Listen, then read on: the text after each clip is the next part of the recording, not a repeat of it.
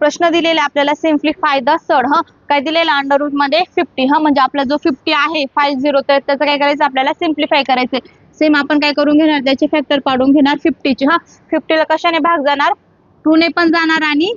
5 ने पण जाणार पण आपण आधी 2 नेच देणार काय येणार म्हणजे 2 ने जर आपण दिला 2 2 जा 4 1 उरला 2 5 जा 10 किती आला 25 आला आता 25 ला कशाने जाणार फक्त 5 नेच जातो कारण लास्टला काय डिजिट आहे आपला 5 आहे तर 5 जर असेल लास्टला 5 आणि 0 असेल तर 5 नेच जातो काय येणार मग 5 5 जा 25 5 ला परत कशाने जाणार 5 1 जा 5 म्हणजे जे आपले फॅक्टर आहे 50 चे ते काय आले 2 मल्टिप्लाय 5 मल्टिप्लाय 5 आता इथे बघा परफेक्ट स्क्वेअर नंबर बनवायचा असतो आपल्याला म्हणून आपण काय करणार 5 5 जा 25 कारण का आपण जर बाहेर काढला तर त्याला आपला 5 लिहिता येईल म्हणून आपण इथं काय घेतलं मग 2 मल्टिप्लाय 25 आता 25 हा कशाचा स्क्वेअर आहे तर 5 चा स्क्वेअर आहे आपण अंडर रूटच्या बाहेर जर लिहिला तर तो काय होऊन जाणार 5 होऊन जाणार